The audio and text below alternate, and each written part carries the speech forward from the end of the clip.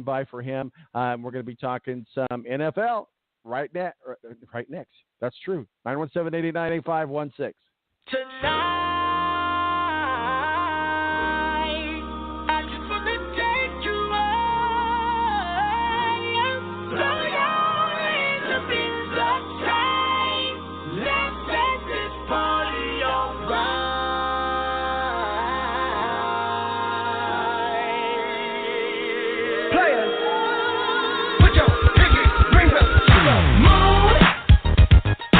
The Air National Guard is a reserve component of the United States Air Force and serves alongside active-duty Air Force members in times of a national crisis.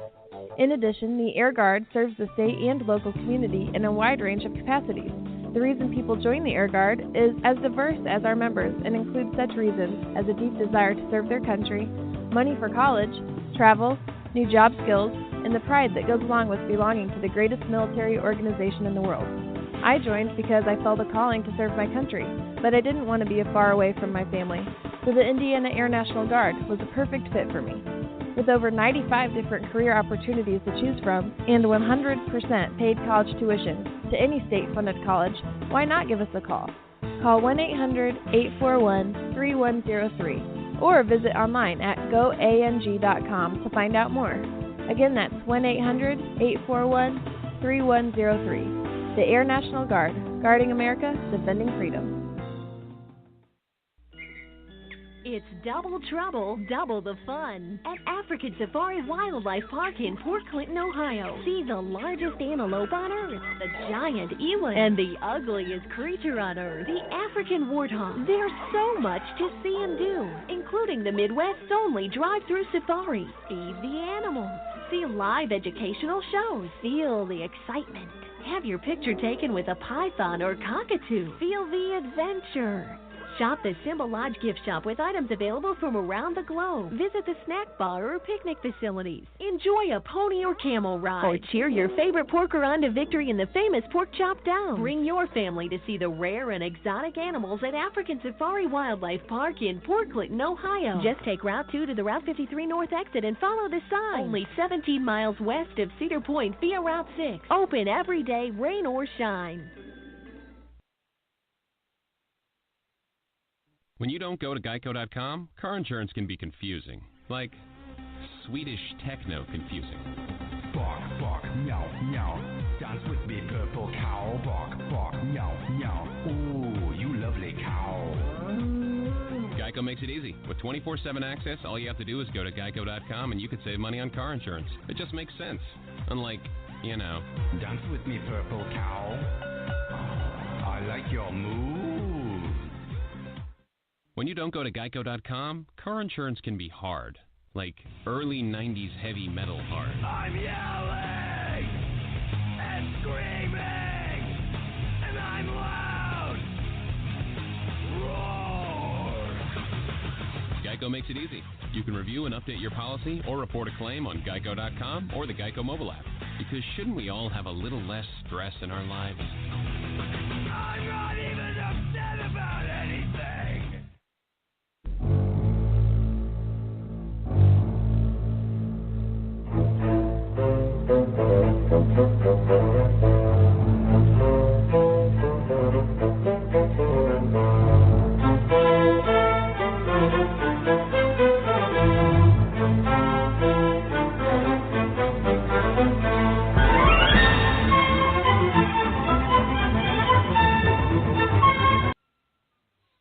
All right, welcome back to The Balance. 917-889-8516 is our digits if you want to call and chat with us.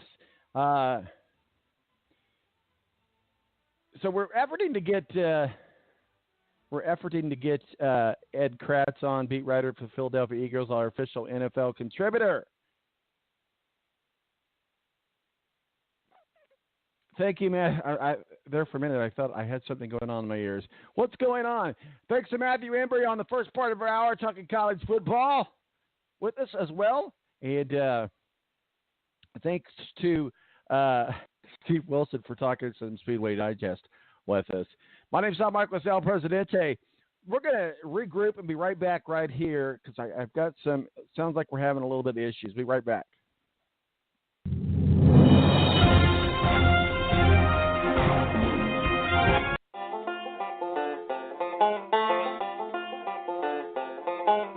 The Air National Guard is a reserve component of the United States Air Force and serves alongside active duty Air Force members in times of a national crisis. In addition, the Air Guard serves the state and local community in a wide range of capacities.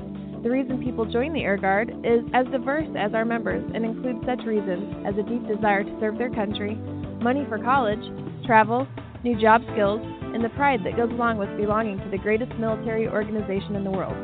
I joined because I felt a calling to serve my country, but I didn't want to be far away from my family, so the Indiana Air National Guard was a perfect fit for me. With over 95 different career opportunities to choose from and 100% paid college tuition to any state-funded college, why not give us a call? Call 1-800-841-3103 or visit online at goang.com to find out more. Again, that's 1-800-841-3103. The Air National Guard, guarding America, defending freedom.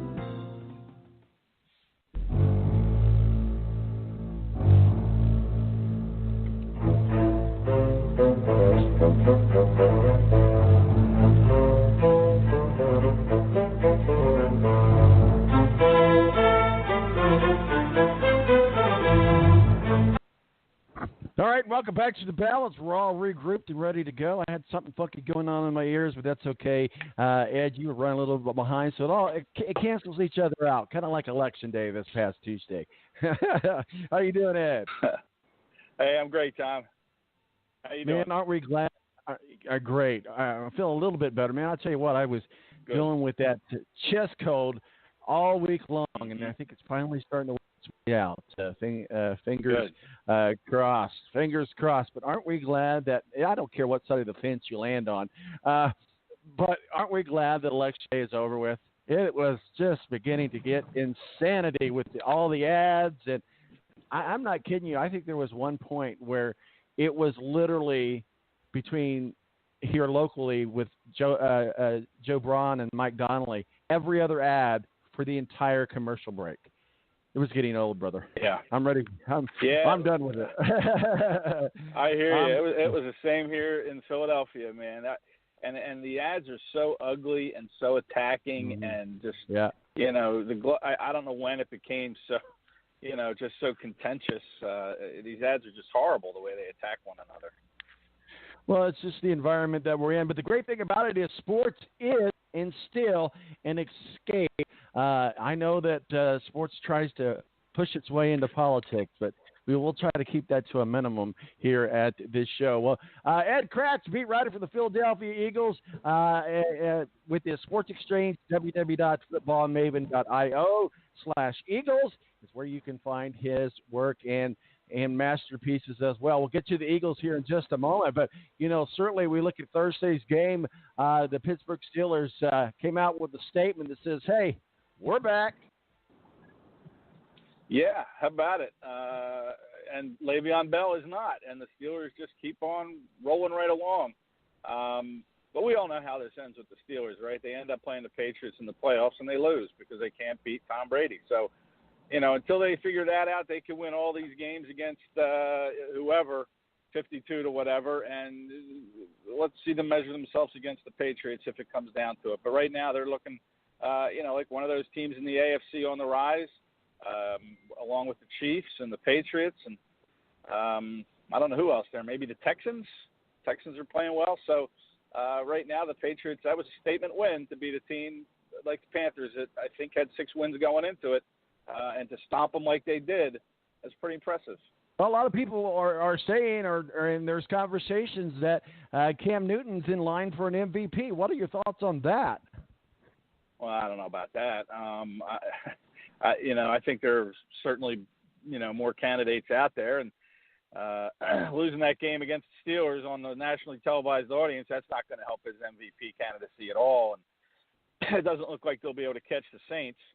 So I don't know how you would give it to Cam Newton if he doesn't win that division when you got Drew Brees sitting right there, who's having a tremendous year himself, and so is his team. And, you know, I think Cam probably top 5 in the MVP, but he's not the clear-cut MVP in my opinion. I would not vote for him at this point. Well, and I totally agree with you. I tell you what, though, you talk about the Saints and Drew Brees. I mean, I know they were really excited to sign Dez Bryant, but it appears that he's torn his Achilles during practice, and just after signing this deal with the Saints, man, how big of an injury is this to Dez Bryant? How big of a punch in the gut to the Saints is this? Well, I don't think to the Saints it's really that big of a deal at all. I mean, they were all systems go without Dez Bryant, and they thought, well, maybe he can make us, a little bit better, give other teams something to game plan for. But, I don't think for the Saints it really matters one bit what happened to Dez Bryant. They'll be fine without him. On Dez's side, though, it's a huge blow. I guess he just wasn't meant to play this year, the way it shook out, and. Him being, I guess he's around 30 now. I'm not quite sure of his age, the exact age, but I would think it's around 30 years old. And, an Achilles is a tough injury to come back from. It can be done. It happens quite a bit. But for a wide receiver who, wasn't really good at getting open and getting separation on two good Achilles, now he's got to go through a rehab and come back and try to find a way to prove people wrong that he can get separation from other defensive backs. And I don't know, it could be the end of his career. I know he'll probably try to come back just so he doesn't go out this way. We're seeing it with Darren Sproles in Philadelphia. He had multiple injuries that ended his season. In the same game last year, he was 34. He didn't want to go out on the injured reserve list. So he decided to come back. It hasn't gone very well for him, but, I think Dez will try to come back as well. But right now he's a member of the New Orleans Saints, and if the Saints win the Super Bowl, he'll get a cut of the playoff money. He'll get a Super Bowl ring if it comes down to it. And, that's something he's never had. So he can just sit and watch on the sidelines after his surgery and rehab and see if he can make it back. It looks like there's a bit of a rift between Marcus Peters and Sean Payton. Seems like that there's a bit of contention there. What are your thoughts? Yeah. Well, I mean, Marcus Peters hasn't really played like the Marcus Peters they hoped they were getting in the offseason when they signed him to a big contract. So, McVay's kind of calling him out and wants him to play better. And really, there's nothing wrong with that, I don't think. I mean, Marcus Peters needs to do his job and play better. So hopefully he takes it like a professional and can go out there and prove that he was the Marcus Peters that he was in Kansas City. The thing he's known for is getting turnovers and making interceptions, and that's what he did in Kansas City, and that's what made him kind of that impact player. But he hasn't done any of that in L.A. So McVay maybe just be trying to, find a way to motivate him to get him to play the way he did before he joined L.A. Well, certainly I know that the Philadelphia Eagles has got to be happy they don't have to deal with Dez Bryant anymore. But you do have to deal with the Dallas Cowboys this week. Let's go into the land of the Eagles, if you will. You've been there all week getting ready for this big game, this big rivalry, this bloodbath that always happens between the Dallas Cowboys and the Philadelphia Eagles. What say you, sir? Well, this will be, just to give you an idea of the rivalry, this will be the 115th meeting in the regular season between these two teams. They play each other twice a year, but that's history right there. This will be the 10th time in a row that they've played a game against each other on Sunday Night Football. So, this is usually a big ratings winner for the Sunday Night Football audience, and I would expect it to be again, even though these teams are both kind of still trying to find their way after 8 games through the season. There's been a lot of talk in Dallas about this being a must-win, but, they're 3-4. But, you look at Philadelphia, they're 4-4. They've only played one division game, and that was against the Giants. They have 5 of their next 8 games. 5 of their last 8 games are against the NFC East. So, if they can make hay inside the division, they should repeat as NFC East champs. There hasn't been a repeat winner in the NFC East since the 03-04 seasons when the Eagles did it. It's a long time ago. So they're kind of bucking the odds. But this will be a good game. This will be, that Dallas, you might say they're desperate. I thought they'd have played desperate last week at home against the Titans, but they really kind of laid a big egg there, and I was surprised by that. I thought they would play better, but maybe they'll play better this week, being a rival. In the Philadelphia locker room this week, there's been a lot of talk about how everybody hates Dallas. Jason Peters doesn't talk very often in the locker room, but he came out this week and, pretty much said he doesn't like the organization. He thinks they're very arrogant.